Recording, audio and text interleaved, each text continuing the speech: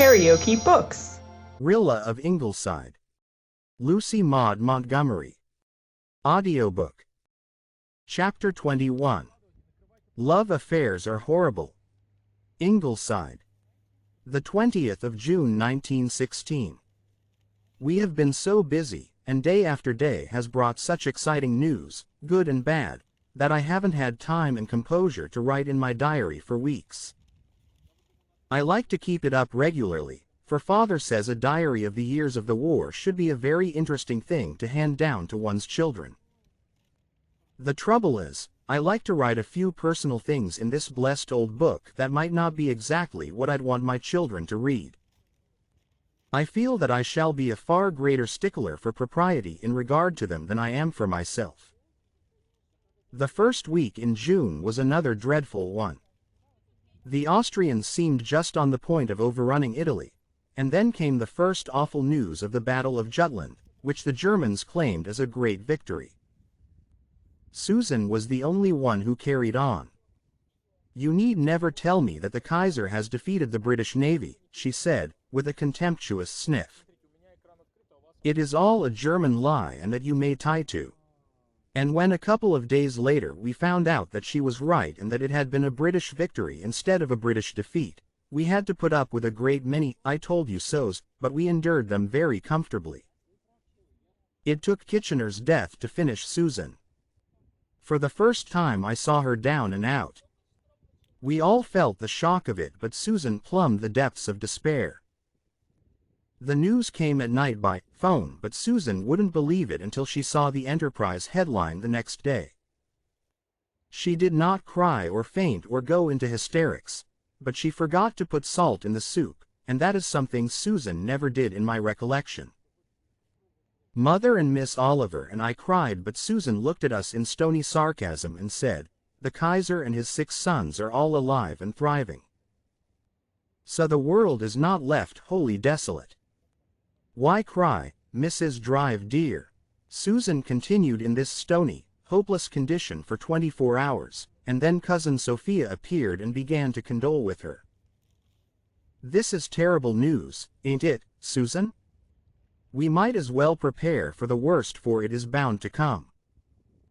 You said once, and well do I remember the words, Susan Baker, that you had complete confidence in God and Kitchener. Ah well, Susan Baker, there is only God left now."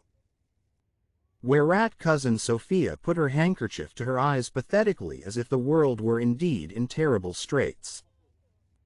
As for Susan, Cousin Sophia was the salvation of her. She came to life with a jerk. "Sophia Crawford, hold your peace," she said sternly. "You may be an idiot, but you need not be an irreverent idiot. It is no more than decent to be weeping and wailing because the Almighty is the sole stay of the Allies now. As for Kitchener, his death is a great loss and I do not dispute it. But the outcome of this war does not depend on one man's life, and now that the Russians are coming on again, you will soon see a change for the better." Susan said this so energetically that she convinced herself and cheered up immediately. But Cousin Sophia shook her head. "Albert's wife wants to call the baby after Brusilov," she said, "but I told her to wait and see what becomes of him first. Them Russians has such a habit of petering out. The Russians are doing splendidly, however, and they have saved Italy. But even when the daily news of their sweeping advance comes, we don't feel like running up the flag as we used to do. As Gertrude says, Verdun has slain all exultation. We would all feel more like rejoicing if the victories were on the Western Front. When will the British strike?" Gertrude sighed this morning. "We have waited so long, so long. Our greatest local event in recent weeks was the route march the county battalion made through the county before it left for overseas. They marched from Charlottetown to Lowbridge, then round the Harbor Head and through the Upper Glen and so down to the St. Mary's Station. Everybody turned out to see them, except old Aunt Fanny Clow, who is bedridden, and Mr. Pryor, who hadn't been seen out even in church since the night of the Union prayer meeting the previous week. It was wonderful and heartbreaking to see that battalion marching past. There were young men and middle-aged men in it. There was Laurie McAllister from Over Harbor, who was only 16 but swore he was 18, so that he could enlist. And there was Angus Mackenzie, from the Upper Glen, who is 55 if he is a day and swore he was 44. There were 2 South African veterans from Lowbridge, and the 3 18-year-old Baxter triplets from Harbour Head. Everybody cheered as they went by, and they cheered Foster Booth, who is 40, walking side by side with his son Charlie, who is 20. Charlie's mother died when he was born, and when Charlie enlisted, Foster said he'd never yet let Charlie go anywhere he daren't go himself, and he didn't mean to begin with the Flanders trenches. At the station, Dog Monday nearly went out of his head. He tore about and sent messages to Jem by them all. Mr. Meredith read an address and Retta Crawford recited The Piper. The soldiers cheered her like mad and cried, "We'll follow, we won't break faith," and I felt so proud to think that it was my dear brother who had written such a wonderful, heart-stirring thing. And then I looked at the khaki ranks and wondered if those tall fellows in uniform could be the boys I've laughed with and played with and danced with and teased all my life. Something seems to have touched them and set them apart. They have heard the Piper's call. Fred Arnold was in the battalion, and I felt dreadfully about him, for I realized that it was because of me that he was going away with such a sorrowful expression. I couldn't help it, but I felt as badly as if I could. The last evening of his leave, Fred came up to Ingleside and told me he loved me and asked me if I would promise to marry him someday, if he ever came back. He was desperately in earnest, and I felt more wretched than I ever did in my life. I couldn't promise him that. Why, even if there was no question of Ken, I don't care for Fred that way and never could. But it seemed so cruel and heartless to send him away to the front without any hope of comfort. I cried like a baby, and yet, oh, I am afraid that there must be something incurably frivolous about me, because, right in the middle of it all, with me crying and Fred looking so wild and tragic, the thought popped into my head that it would be an unendurable thing to see that nose across from me at the breakfast table every morning of my life. There, that is one of the entries I wouldn't want my descendants to read in this journal. But it is the humiliating truth, and perhaps it's just as well that thought did come, or I might have been tricked by pity and remorse into giving him some rash assurance. If Fred's nose were as handsome as his eyes and mouth, some such thing might have happened. And then what an unthinkable predicament I should have been in. When poor Fred became convinced that I couldn't promise him, he behaved beautifully, though that rather made things worse. If he had been nasty about it, I wouldn't have felt so heartbroken and remorseful, though why I should feel remorseful I don't know, for I never encouraged Fred to think I cared a bit about him. Yet feel remorseful I did, and do. If Fred Arnold never comes back from overseas, this will haunt me all my life. Then Fred said if he couldn't take my love with him to the trenches, at least he wanted to feel that he had my friendship, and would I kiss him just once in goodbye before he went? Perhaps forever?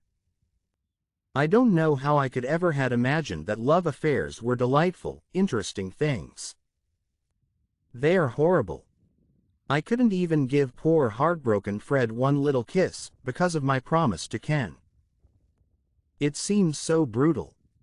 I had to tell Fred that of course he would have my friendship, but that I couldn't kiss him because I had promised somebody else I wouldn't. He said, is it, Ken Ford? I nodded. It seemed dreadful to have to tell it. It was such a sacred little secret just between me and Ken.